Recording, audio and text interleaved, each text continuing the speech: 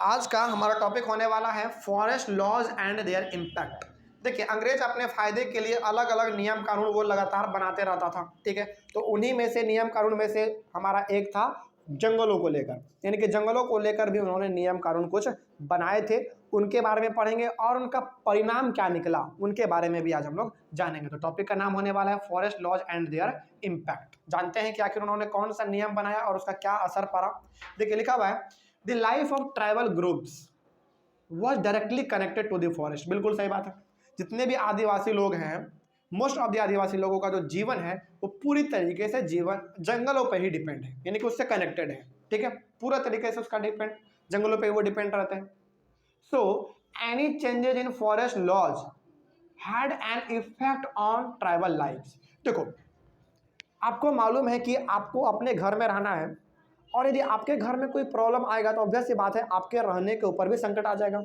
Suppose मान लीजिए कि आप जहाँ पे रह रहे हैं, सरकार आपके घर को तोड़ रही है, तोड़ तो रही है आपके घर को, लेकिन समस्या तो आपको भी होगा क्योंकि आपका घर था। उसी प्रकार से आदिवासी लोग रहते तो थे जंगल में, लेकिन अब जंगल के लिए कोई नया नया कानून बनेगा कि भाई तुम जंगल में नहीं जाना, ये नहीं करना, वो नहीं करना, तो बताइए नुकसान किसको होगा? आदिवासी लोगों को ही होगा जो कि जंगलों के ऊपर डिपेंड है। तो मतलब ये हो गया कि जंगलों को लेकर कोई भी नियम कानून बनाने का मतलब ये था कि आदिवासी लोगों के जीवन के साथ खिलवाड़ करना। ठीक है, ये बात हो गया। The British extended their control over all forest and declared that forest were British property.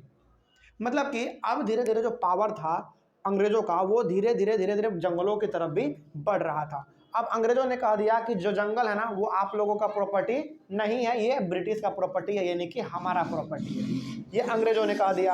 अब बताओ, क्या अंग्रेज हमारे भारत का निवासी था क्या? बिल्कुल भी नहीं। लेकिन बाहर से आया और उन्होंने लोगों को डरा धमका के कह दिया कि जंगल हमारा है। ठीक है भाई, तुम्हारा ही है। कैसे हम लोग कह सकते हैं कि नहीं तुम्हारा नहीं है? गोली था उसके हाथ में, बंदूक था, कुछ कहते तो उड़ाइए देता, है ना। तो हम लोग डरा के, यानी कि हम लोगों को डरा दिया पूरी तरीके से कि जो हम कहें उसको तुम चुपचाप मान लो। तो हम लोग मान लिए भाई, कोई दिक्कत नहीं। आगे बढ़ते हैं। Some forest were classified as reserved forest, और कुछ जंगलों को तो अंग्रेजों ने रिजर्व कर दिया। रिजर्व फॉरेस्ट का मतलब होता है ऐसा जंगल, ऐसा फॉरेस्ट जो कि रिजर्व रहेगा, यानी कि इसमें कोई आम आदमी नहीं आ सकता है, ये केवल और केवल अंग्रेज ही इसमें आ सकते हैं। अब एक चीज और हम आपको बता देते हैं कि रिजर्व फॉरेस्ट में अक्सर अंग्रेज लोग क्या करते थे। ठीक है, रिजर्व फॉरेस्ट में अंग्रेज लोग अक्सर, पहली बात तो आम आदमी को आने नहीं देता था, पहला बात। दूसरा बात, कोई भी आदिवासी लोग जंगल में जाएगा नहीं, अपने जानवरों को चराएगा नहीं, अपने वहाँ से लकड़ी को इकट्ठा नहीं करेगा, फल फूल सब्जी जो भी है उसको लेके नहीं आ पाएगा घर। ये था हमारा रिजर्व फॉरेस्ट का। क्या वो लोग करते थे? दूसरा, रिजर्व फॉरेस्ट के साथ वो लोग क्या करते थे मालूम है? टिम्बर उगाते थे। शायद इसमें लिखा भी होगा, reserve forest were use for producing timber. हाँ, लिखा हुआ भी है ना। तो टिम्बर क्या करते थे ना, देखो टिम्बर क्या होता है। टिम्बर एक ऐसा पेड़ होता है जो कि बिल्कुल सीधा होता है, टेढ़ा नहीं, बिल्कुल सीधा। और टिम्बर का खेती वो लोग क्यों करते थे मालूम है? ताकि टिम्बर के पेड़ को काट के उसको हम लोग रेलवे में इस्तेमाल कर सके। आपने देखा होगा पुराने ज़माने में रेलवे का जो पीछे नीचे जो लगा रहता था, लकड़ी का लगा रहता था, पटरी नहीं। आज आप लोग देखते हैं दो पटरी रहता है, दो पटरी के बीच में एक सीमेंट का रहता है ना, वो सिल्ली जिसको हम लोग कहते हैं हिंदी में शायद, है ना। लेकिन वो पहले लकड़ी का बना हुआ रहता था। दो जैसे पटरी है तो पटरी के बीचों बीच हमारा वो वाइट कलर का अब सीमेंट का बना हुआ रहता है, लेकिन पहले वो लकड़ी का बना हुआ रहता था। तो उसी चीज़ के लिए हम लोग इस्तेमाल करते थे, हम लोग नहीं बल्कि अंग्रेज लोग इस्तेमाल करते थे टिम्बर।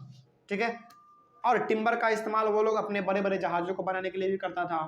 फिर से रेलवे में सीट वुड बनाना है तो उसके लिए भी वो लोग इस्तेमाल करता था। तो रिजर्व फॉरेस्ट ऐसा फॉरेस्ट था जो कि अंग्रेज अपने पर्पज़ के लिए इस्तेमाल करता था, आम आदमी के इस्तेमाल के लिए वो नहीं था, उसमें जाने तक का माना था। उसके बाद इन रिजर्व फॉरेस्ट पीपल वे आर नॉट अलाउड, देखो लिखा हुआ भी, हमने जो कहा वो सब कुछ लिखा हुआ है। पीपल वे are not allowed to move, नहीं जा सकता है, कल्टीवेशन भी नहीं कर सकता है, कलेक्ट फ्रूट भी नहीं कर सकता है, और जानवरों को भी नहीं मार सकता है। तो ये रिजर्व फॉरेस्ट का कुछ नियम कानून था। Due to this people were forced to move to other places in search of work and livelihood. अब बताइए कि अब पूरी तरीके से आदिवासी लोगों का जीवन पूरी तरीके से जंगलों पे ही डिपेंड है और आप उसको जंगल में ही नहीं जाने दे रहे हैं, तो उनको तो पेट अपना पालना ही है ना। तो इसके लिए वो लोग क्या करने लगे, एक जगह से दूसरे जगह वो लोग भटकने लगे काम ढूंढने के लिए कि भाई हमको कोई काम मिल जाए और काम के बदले में हमको कुछ पैसा मिल जाए ताकि हम लोग अपना जीवन यापन चला सके। ठीक है, चलो देखो यहाँ पे कितना विचित्र कहानी हो रहा है। जो एक समय पे जंगल का मालिक हुआ करता था, आज उन्हीं को भटकना पड़ रहा है ना। चलो खैर आगे बढ़ते हैं। Once the British stopped the tribal people from living inside forest, they faced a problem of labor. आगे बढ़ते हैं, और एक चीज और लिखा हुआ है देख लेते हैं उसके बाद भी। So the British decided that they would give small pieces of land in the forest and allow them to cultivate on this land on the condition that those who lived in the forest would have to provide labor service to the forest department and look after the forest। अब देखिए बहुत हम लोग पढ़ चुके हैं लेकिन इसका मतलब समझते हैं। देखो इतना तो आपको मालूम चल गया कि जंगल अंग्रेजों ने जंगल को रिजर्व कर दिया था कि कोई नहीं आएगा कोई नहीं जाएगा, लेकिन अपना जीवन यापन चलाने के लिए वो लोग एक जगह से दूसरे जगह मूव करने लगे। क्या अपने घर परिवार को लेके नहीं, केवल वो लोग जो काम करते थे वो लोग मूव करने लगे एक अच्छे कामों को ढूंढने के लिए कि हमको कुछ काम मिल जाए, कुछ पैसा आ जाए ताकि हम लोग अपने घर को चला सके। तो यहाँ पे लोग अब क्या कर रहे हैं, एक जगह से दूसरी जगह काम करने के लिए जा रहे हैं, है ना। लेकिन यहाँ पे टिम्बर का प्रोडक्शन कौन कर रहा है, अंग्रेज कर रहा है। तो क्या अंग्रेज खुद टिम्बर को काटेगा, नहीं। देखो भाई रिजर्व फॉरेस्ट है तो उसमें टिम्बर है, टिम्बर का पेड़ है, तो टिम्बर को तो अंग्रेज अपने से काटेगा नहीं। वो लोग तो बड़ा सुखमार आदमी था, कुछ अपने से काम करता नहीं था, बस डरा धमका के हम लोगों से काम करवा लेता था। तो जब टिम्बर काटना है और अंग्रेज खुद काटेगा नहीं तो उसको लेबर चाहिए, और सारा लेबर हमारा कहाँ चला गया है, दूसरे जगह चला गया है काम करने के लिए। तो यहाँ पे लेबर का कमी होने लगा, किसको, अंग्रेजों को, है ना। क्योंकि उनको लगा था कि भाई हमको टिम्बर काटना है, लेबर तो है ही नहीं। तो यहाँ पे लेबर का कमी होने लगा अंग्रेजों को कि हमारा टिम्बर काटेगा हमारे लिए कौन, है ना। तो यहाँ पे अब उनको लगने लगा कि अब हमको जो है ना कुछ लोगों को जंगलों में जगह दे देना चाहिए, क्योंकि इसको यदि हम जंगल में जगह देंगे तभी ये लोग हमारे पास रहेगा और हम लोग इसका इस्तेमाल कर लेंगे लेबर के लिए। ठीक है, तो वही यहाँ पे लिखा हुआ है, so the British decided that they would give small pieces of land in the forest. तो उन्होंने डिसाइड किया कि हम कुछ लोगों को जो है जंगल में जगह दे देंगे कि हाँ आप लोग जंगल में आ सकते हो, लकड़ी इकट्ठा करना है कर सकते हो, फल फूल इकट्ठा करना है वो लोग आप कर लो, लेकिन सारे लोगों को परमिशन नहीं देंगे, कुछ ही लोगों को परमिशन देंगे। And allow them to cultivate, और उनको क्या परमिशन दे दिया गया कि हाँ तुम लोग जंगल में आ सकते हो, अपना कल्टीवेट यानी कि खेती बाड़ी करना है वो भी कर लो। लेकिन उन्होंने कंडीशन क्या रखा, उन्होंने कंडीशन रखा on the condition that those who lived in the forest would have to provide labor service। उन्होंने पहले कह दिया देखो भाई हम तुमको जंगल में रहने का अधिकार दे तो रहे हैं, लेकिन जंगल में रहोगे तो हमारे लिए तुमको क्या करना पड़ेगा, लेबर के तौर पे काम करना पड़ेगा। And to labour service to the forest department. Forest department का मतलब वो डिपार्टमेंट जो कि फॉरेस्ट से रिलेटेड परेशानियों को, नफा नुकसान को देखता था। ठीक है, and look after the forest. तो तुमको जंगलों में परमिशन हम रहने के लिए दे रहे हैं, अनाज अपना उपजाने के लिए परमिशन दे रहे हैं। इसका मतलब ये हुआ कि तुमको हमारे लिए लेबर के तौर पे काम करना पड़ेगा और जंगलों का देखभाल भी करना पड़ेगा। ठीक है, तो यहाँ पे अब आपको मालूम चल गया कि रिजर्व फॉरेस्ट अंग्रेजों ने किया तो सही, लेकिन उसको लेबर का कमी छाने लगा, तो उनको अपना फैसला थोड़ा सा बदलना पड़ा। उन्होंने कहा कि हम कुछ लोगों को जंगल में परमिशन देंगे, लेकिन तुमको हमारे लिए लेबर के तौर पे काम करना पड़ेगा और जंगलों का देखभाल करना पड़ेगा। ठीक है, ये कंडीशन उन्होंने रखा। Many forest departments were established to ensure a regular supply of labour. तो बहुत सारे अलग अलग जगहों पर अंग्रेजों ने फॉरेस्ट डिपार्टमेंट बनाया, मतलब कि अलग अलग ऑफिस बनाया जो कि फॉरेस्ट से रिलेटेड काम काजों को देखता था। लेबर आज कितना आया, किस लेबर ने कौन सा काम किया, कितना काम किया, ये सब देखने का काम किसका था, फॉरेस्ट डिपार्टमेंट का था। तो फॉरेस्ट डिपार्टमेंट हर एक जगह पे क्यों बनाया गया, ताकि लेबर के ऊपर नज़र रखा जा सके, कोई ज़बरदस्ती जंगल में ना घुस जाए, इसीलिए बनाया गया। आज भी हमारे भारत में यदि देखें तो जो भी जंगल है, जंगल को संभालने का काम किसका है, फॉरेस्ट डिपार्टमेंट का काम है। तो फॉरेस्ट डिपार्टमेंट के लोग ही रिस्पॉन्सिबल होते हैं जंगलों में होने वाले सारे कामकाजों को।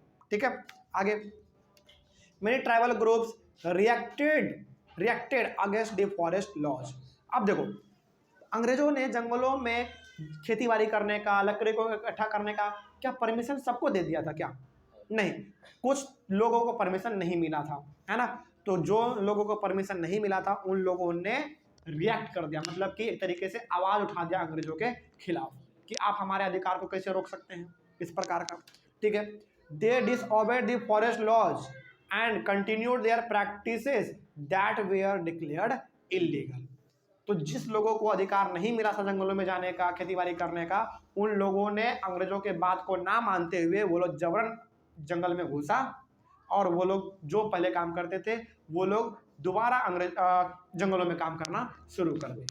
मतलब यहाँ पे ये हो गया कि आदिवासी लोग अब किसके एक नियम कानून को नहीं मानना चाह रहे हैं, अंग्रेजों के नियम कानून को मानना नहीं चाह रहे हैं। तो जो भी रेस्ट्रिक्शन, जो भी रोक टोक अंग्रेजों ने लगा रखा था उसको पूरी तरीके से ना मानते हुए आदिवासी लोग जबरन जंगल में घुसने लगे और जो काम वो लोग पहले करते थे वही लोग ये लोग अपना काम करने लगे, यानी कि जानवरों को चराना, खेतीबाड़ी जंगलों में जाके करना, एक लकड़ी इकट्ठा करना, फल फूल सब्जी इकट्ठा करना, वो सारा काम ये लोग जबरन करने लगे।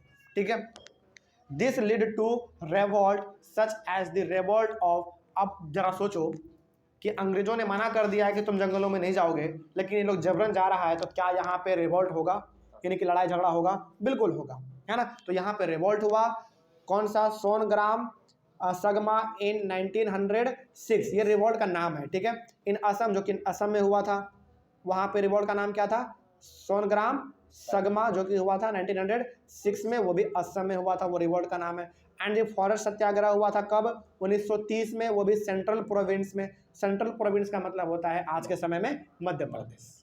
ठीक है, तो दो जगहों पर खास करके आंदोलन शुरू हो गया, यानी कि थोड़ा बहुत अंग्रेजों में और आदिवासी में नोक झोंक हो गया, थोड़ा बहुत हाथापाई, लड़ाई झगड़ा, ऐसा वाला माहौल हो गया था। और वैसी बात है भाई, होना ही था, है ना, क्योंकि आपका पूरी तरीके से जीवन जंगलों पर डिपेंड है और आप उसी को जाने से रोक दे रहे हैं जंगलों में, तो वैसी बात है, लड़ाई झगड़ा तो होगा ही होगा। तो ये सब कुछ हुआ हमारा, इसमें तो कोई डाउट नहीं है। अब तो याद रखिएगा इस चीज़ को। उसके बाद हम लोग पढ़ेंगे अपने अगले वाले क्लास में द प्रॉब्लम विथ ट्रेड। ठीक है, ये हम लोग अपने अगले वाले क्लास में करेंगे। Thank you very much and have a nice day.